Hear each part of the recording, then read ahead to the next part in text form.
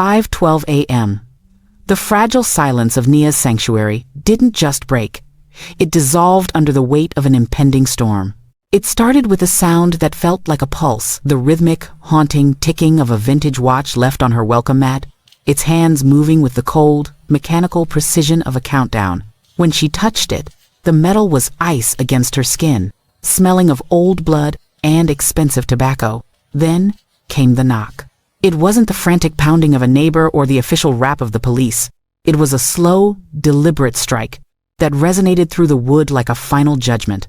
When Nia looked through the peephole, her heart didn't just race, it constricted in her chest. A bird hitting the bars of a cage.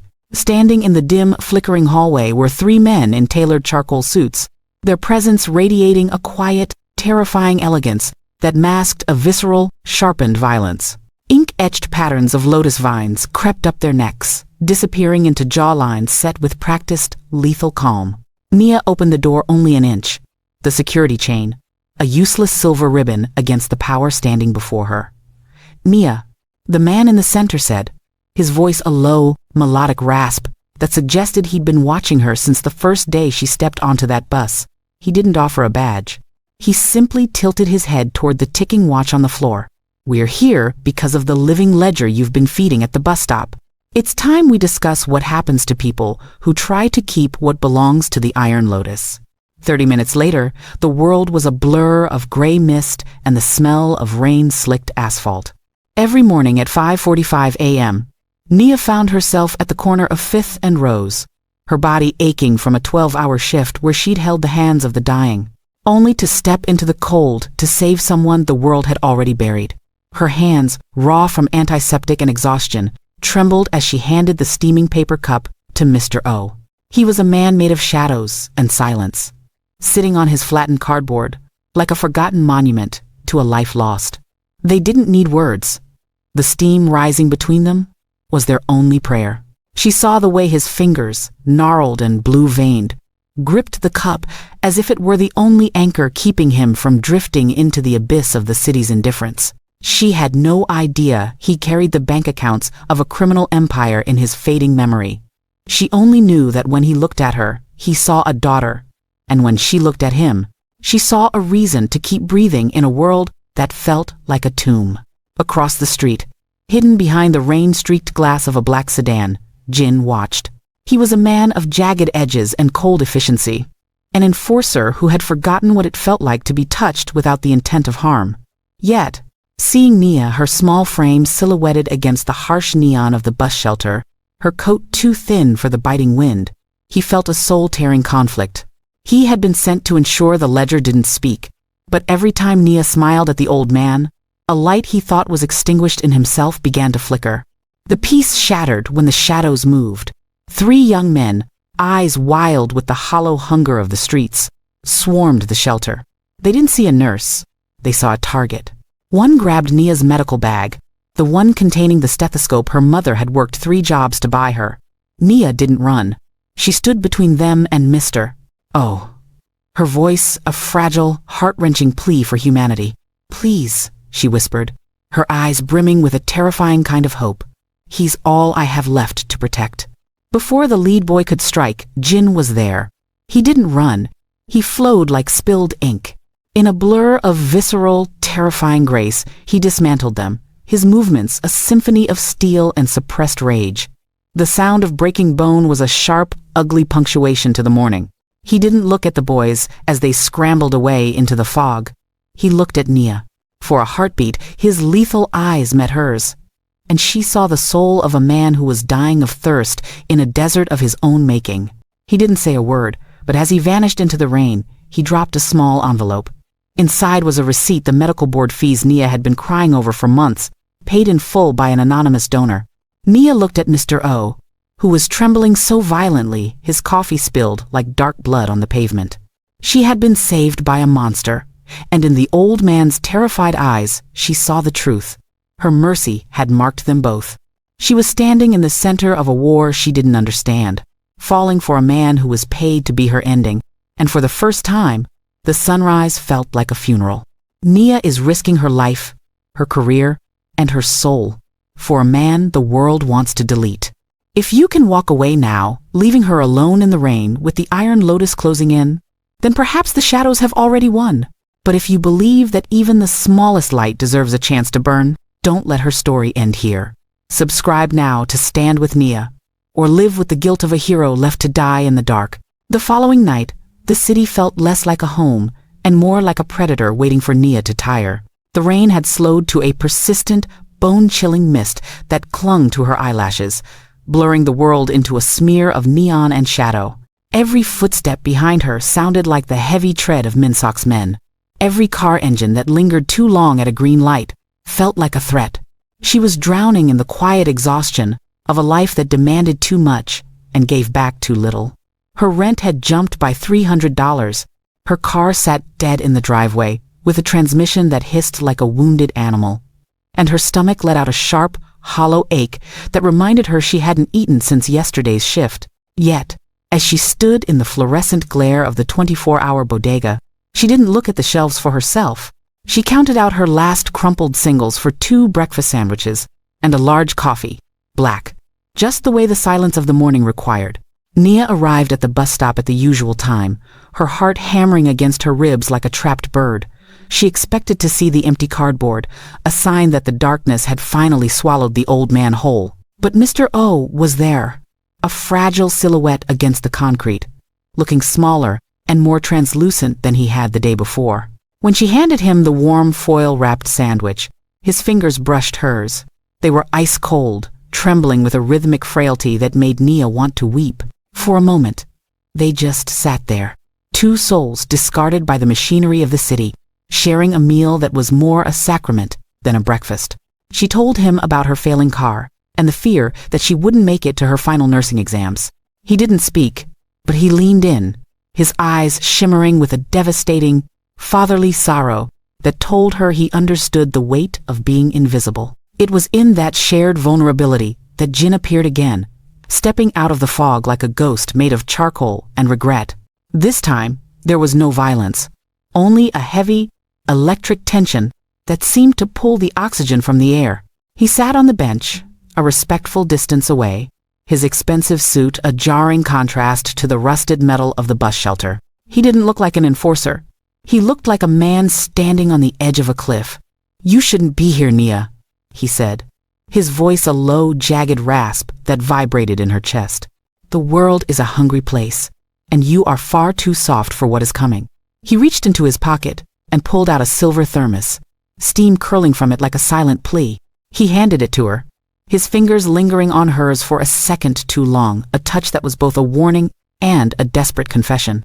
The air grew thick with a longing that Nia couldn't name, a magnetic pull toward a man who represented everything she should fear. He spoke of his childhood, of a life where loyalty was a collar and family was a cage, while Nia spoke of the mother she had lost and the patients whose names she whispered in her sleep so they wouldn't be forgotten. It was a beautiful, dangerous dance of words. But as the first light of dawn began to bleed through the clouds, Jin's face hardened into a mask of stone. He stood up, the warmth of their conversation vanishing instantly. He leaned down, his lips brushing the shell of her ear, his breath hot against her cold skin. "I told you to run, Nia, but I think we both know you're not the type to leave a broken thing behind." Before she could respond, he was gone, fading into the gray mist. Nia turned to Mr. O, intending to ask if he knew why Jin was so afraid. But the old man wasn't looking at the street. He was staring at the silver thermos Jin had left in her lap. With a shaking hand, Mr. O pointed to the bottom of the flask. Taped there was a small, transparent slip of paper with a series of numbers written in a handwriting that was identical to the symbols Nia had seen in her dream.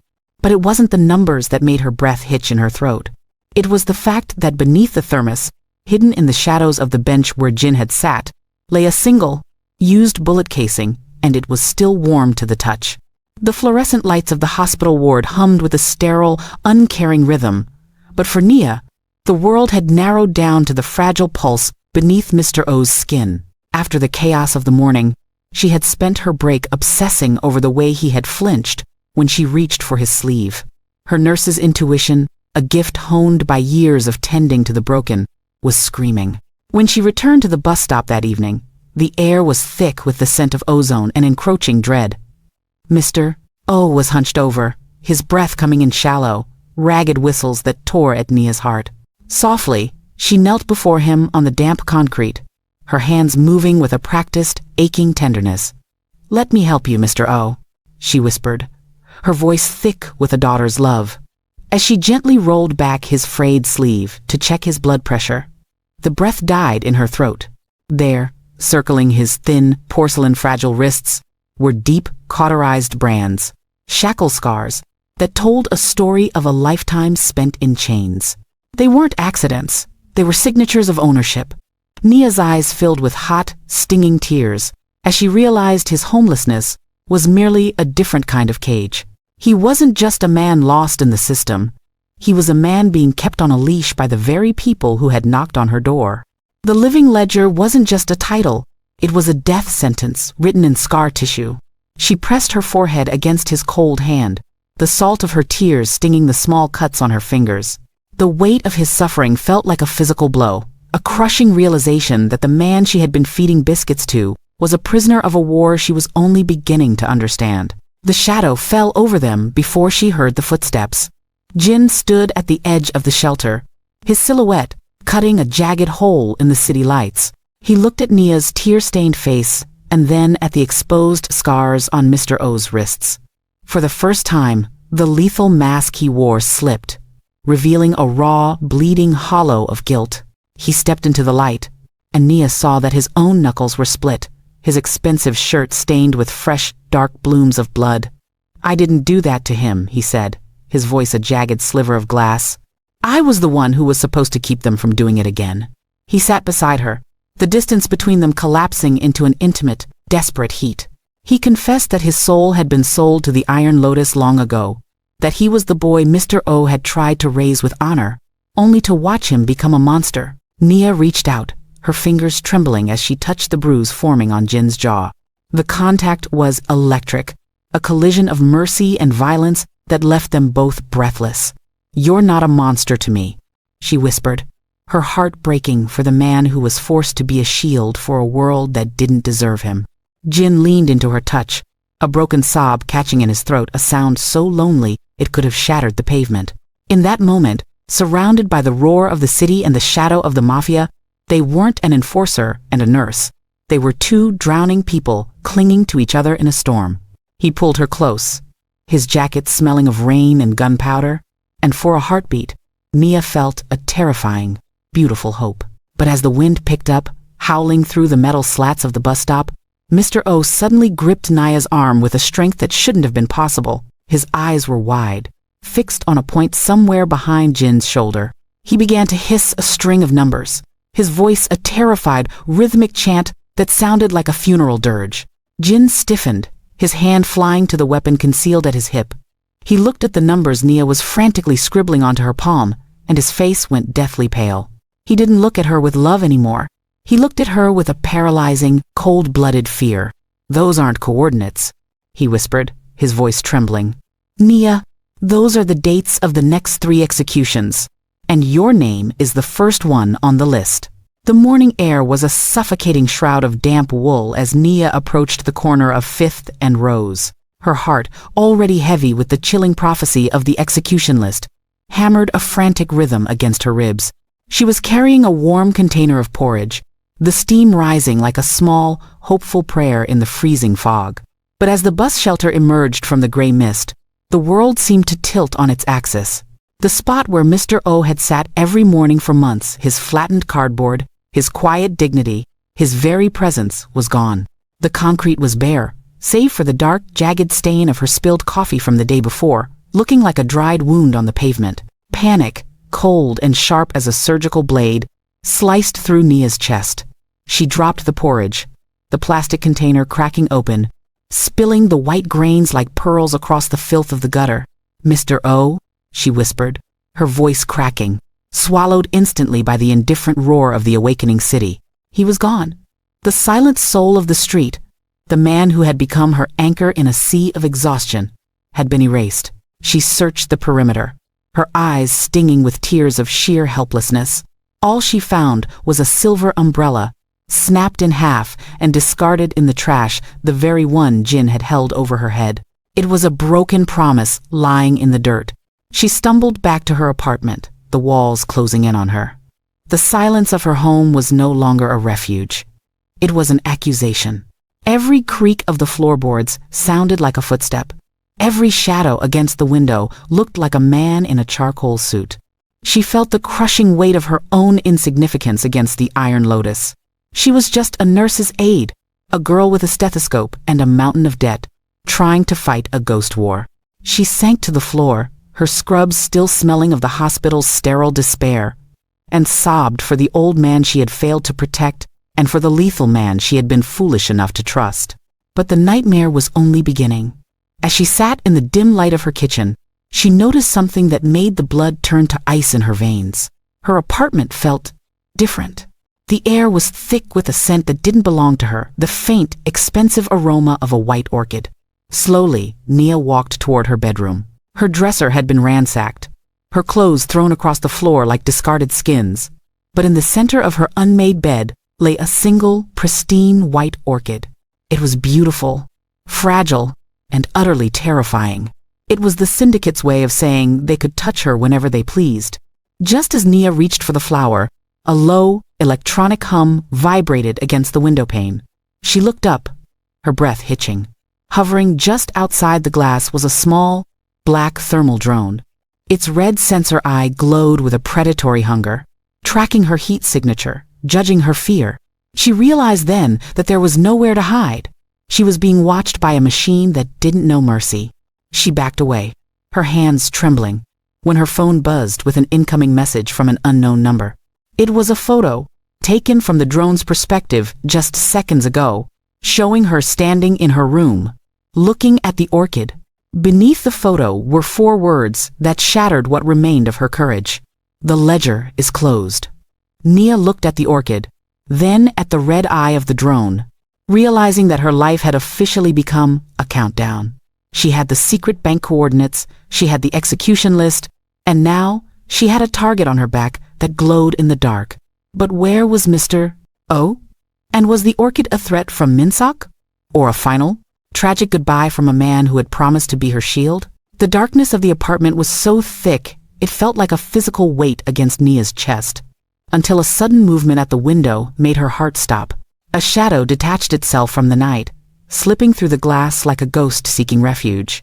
It was Jin, but the man who collapsed onto her floor was not the iron-willed enforcer she had known.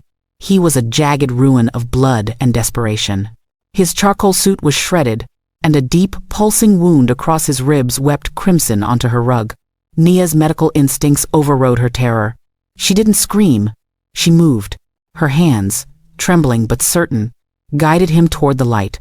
Her breath, hitching at the sight of his face, pale, sweat-slicked, and filled with a raw vulnerability that shattered her. "I told you, I would find you," he wheezed, his head lolling against her shoulder as she began to cut away his ruined shirt. The scent of gunpowder and rain clung to him, mixing with the metallic tang of blood. As Nia worked to stanch the flow, her tears falling onto his scarred skin, Jin reached out a blood-stained hand to cup her cheek. It was a touch desperate for a touch, a silent confession that in this hollow, violent world, she was the only thing that felt real. He wasn't there to demand anything. He was there because he had nowhere else to bleed. With a shaking hand, Jin reached into the inner lining of his jacket and pulled out a crumpled, blood-stained letter. "They're coming for the girl," he whispered, his eyes losing focus. "Not just for what Mr. O knows, but for what you've seen." He pressed the paper into her palm, his fingers gripping hers with a final, dying strength. The letter was a map of the city's rot, a detailed list of officer corruption that turned the hospital, the police station, and the streets into a minefield. But as Nia smoothed the paper, her heart sank. The words were a chaotic jumble of symbols and medical terminology, a cipher that looked like madness to any outsider. Jin's breathing became a ragged, wet whistle. "Only you, Nia, only you can read the truth." She stared at the symbols, her mind racing through years of grueling study, through nights of mitosis and medication calculations that she thought were just for a license. Suddenly, the patterns shifted. The symbols weren't just random marks. They were encoded through the very medical textbooks sitting on her nightstand. The dosage numbers were bank account codes. The anatomical diagrams were maps of the syndicate's hidden holdings. It was a language written in the blood of those they had discarded. A code only a healer could break. Nia looked from the letter to the man bleeding out on her floor. She realized then that Jin hadn't just brought her the truth. He had brought her his death warrant. By handing her this letter, he had stripped himself of his only leverage and placed his life and the lives of everyone on that list entirely in her hands. The weight of it was suffocating. She looked at the red eye of the drone still hovering outside, a silent observer to their tragedy, and felt the walls of the world closing in. She had the key to toppling an empire, but as Jin's hand slipped from hers and his eyes drifted shut, she realized she might have to choose between saving the man she loved and saving the city that had forgotten them both. The letter lay between them, a bridge of blood and ink, and for a moment, the only sound was the rhythmic, haunting ticking of the watch on the mat outside, a sound that seemed to be counting down the last seconds of the only life Nia had ever known. She reached for the phone to call for help, but then she saw the final line of the code, translated through the very page she had studied that morning. It wasn't a bank account, it was a location, and it was inside the one place Nia thought she was safe. The walls of the safe house were peeling and stained with the tears of decades, a forgotten room in a part of the city where the streetlights had long since been shot out. Inside, the air was thick with the scent of rubbing alcohol and the sharp, metallic tang of Jin's blood. Nia worked in a feverish silence, her hands moving with a desperate, clinical grace as she stitched the jagged canyon in his side. Every time the needle pierced his skin, a corresponding ache vibrated in her own chest. When she finally finished, she collapsed against the wall, her scrubs a roadmap of his survival. Jin reached out, his fingers trembling and pale, and pulled her into the narrow cot. In the flickering light of a single tallow candle, their world narrowed down to the space between their heartbeats.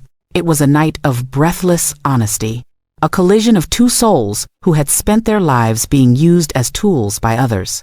Nia pressed her face into the hollow of his neck, breathing in the scent of rain and fading adrenaline. For the first time, Jin didn't look like a weapon. He looked like a man who was terrified of the dark. He spoke of the Iron Lotus as a parasite that had eaten his youth, while Nia whispered about the patients who died alone in the hospital because no one remembered their names. They made a vow there, whispered into the damp fabric of the pillows, a promise to find Mr. O, the man who was the father to one and the mission to the other, or to die trying. The romance wasn't soft, it was a fierce, jagged thing, a declaration of war against a world that wanted them silent. But peace was a lie they told themselves to keep from screaming. As Nia lay in the crook of Jin's arm, watching the way the candlelight played over his scars, a sudden, unnatural chill swept through the room. A low, electronic hum, the sound of a predator's wings, vibrated against the boarded-up window. Nia froze, her breath hitching in a throat, tight with dread.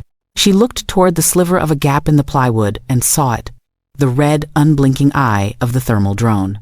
It hovered there, a mechanical judge, peering through the cracks to find the heat of their bodies. They were being watched, their brief moment of sanctuary mapped and digitized by a system that knew no mercy. Jin's grip on her tightened, his muscles coiling like a spring, his eyes flashing with a cold, lethal clarity.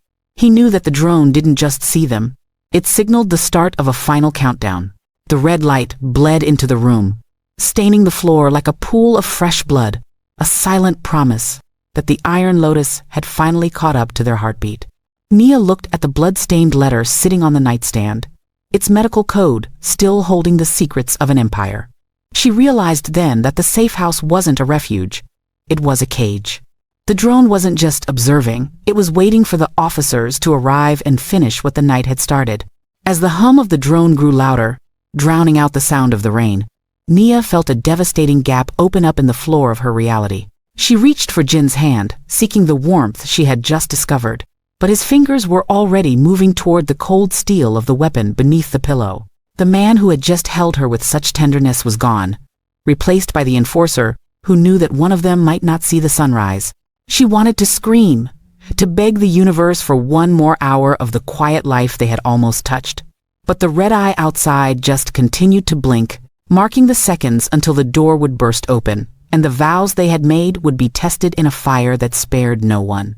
Nia and Jin have finally found each other, but the world is already at the door with a red eye and a heart of lead. If you can close this page now, you are leaving them in the path of a storm that leaves no survivors. Subscribe now to see if their midnight vow can withstand the betrayal waiting in the shadows of the hospital, or if their love is just another secret the city will bury. The hospital corridors were a blur of sterile white and the biting scent of antiseptic, as Nia moved with a frantic, bone-deep desperation. She was supposed to be at home, hiding in the shadows of the safe house, but the code in the letter had led her here, to the very heart of the place where she was supposed to be a healer. Her lungs burned with every breath, her nursing scrubs feeling like a leaden weight against her skin. She navigated the service elevators and forgotten stairwells until she reached the restricted psych wing, a place where the air felt heavy with the silence of people the world wanted to forget. There, in the dim glow of a monitoring station, she found him. Mr. O was strapped to a gurney in room 412, his face a hollow mask of terror, his eyes darting toward the ceiling as if he could see the invisible threads of the syndicate tightening around his throat. Nia's heart shattered at the sight of him. He wasn't just a patient. He was the grandfather of her soul, the man who had sat in the rain with her when no one else cared if she existed. She fell to her knees beside the bed, her hands trembling as she checked his vitals, her tears splashing onto the cold metal of the side rails. "I'm here, Mr. O," she whispered, her voice a jagged sob. "I'm going to get you out." But as she reached for the release on his restraints, a shadow fell across the doorway.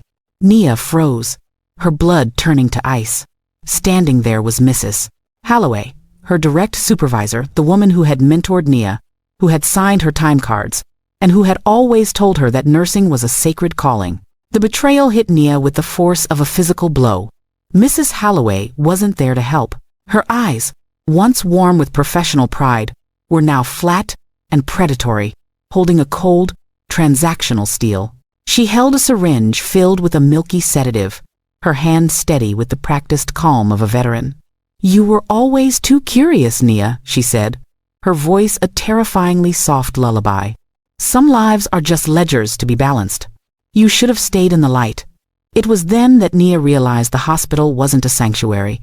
It was a processing center for the Iron Lotus, and her own mentor was the one who had sold Mr. O's location and Nia's life to the highest bidder. Jin appeared in the doorway behind Holloway, his face a bruised ruin of shock and agonizing grief. He didn't look at the supervisor. He looked through her, his eyes searching for the sister he thought had died 10 years ago in a soul slum. The woman standing before them, the architect of Nia's nightmare, was Jin's own blood.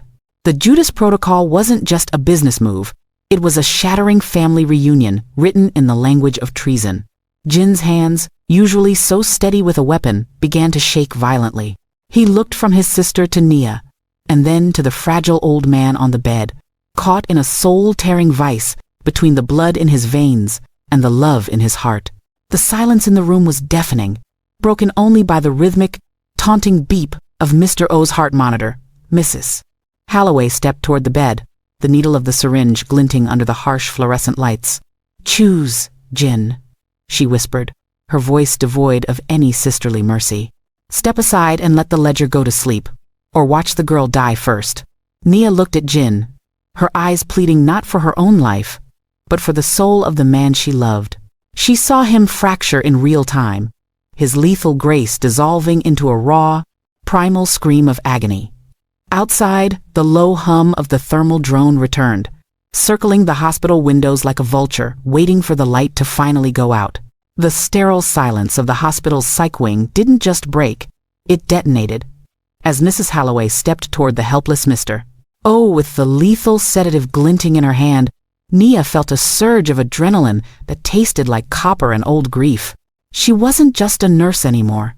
She was a woman standing at the edge of the world, fighting for the only father figure she had left. With a guttural cry, Nia lunged, not for the woman, but for the medical supply cart. Her hands, usually so gentle when changing a dressing, moved with a frantic, jagged precision. She grabbed a canister of sevoflurane and ripped the valve open. The sweet, heavy scent of the anesthetic gas hissing into the room like a silver serpent. "Jin, now!" Nia screamed, her voice tearing through the haze of the gas. The room became a blurred nightmare of white light and gray shadows. Jin didn't hesitate. He moved like a ghost through the encroaching mist, his silhouette a jagged line of heartbreak as he faced his own blood. Mrs. Holloway dropped the syringe, her eyes wide with a terrifying, cold-blooded realization as she realized her own brother had chosen a stranger's mercy over their family's dark legacy. The shadow battle was a visceral, suffocating dance of limbs and muffled gasps. Nia scrambled to Mr. O's side, shielding his face with her own body, whispering broken prayers into his ear, while the world behind her dissolved into a cacophony of crashing equipment and the low, guttural sounds of a man fighting his own history. Outside, the hospital's security alarms began to wail, a shrill, rhythmic scream that signaled the arrival of the officers. The thermal drone outside the window was no longer just watching. It was a beacon, guiding the syndicate's executioners to the room. Jin had his sister pinned against the glass, his fingers trembling around her throat, his face a mask of tears and raw, agonizing betrayal. "Why?" he choked out, the word sounding like it had been dragged through broken glass. "We were supposed to be the ones who survived." Holloway's laugh was a dry, rattling sound as the anesthetic began to take hold of her. "We did survive, Jin," she whispered, her eyes fluttering. "This is what survival looks like. You're the one who's dying today." Nia ignored the violence behind her. Her focus narrowed to the blue tint of Mr. O's lips. The gas was filling the room too quickly. She grabbed a portable oxygen tank and a mask, her fingers fumbling with the regulator as she fought to give the old man the breath the syndicate was trying to steal. Her heart felt like it was going to burst through her ribs, a frantic, rhythmic drumbeat of terror and love. She looked up just as the door to the wing was kicked open, the heavy boots of the syndicate enforcers echoing like thunder in the hallway. Jin looked at Nia, his eyes holding a devastating, final clarity. He let go of his sister and stepped toward the door, his weapon raised, his body a shield between Nia and the end of the world. He didn't look back. He didn't say goodbye. He simply stood in the center of the mist, a lone sentinel waiting for the storm to break. Nia pulled the oxygen mask over Mr.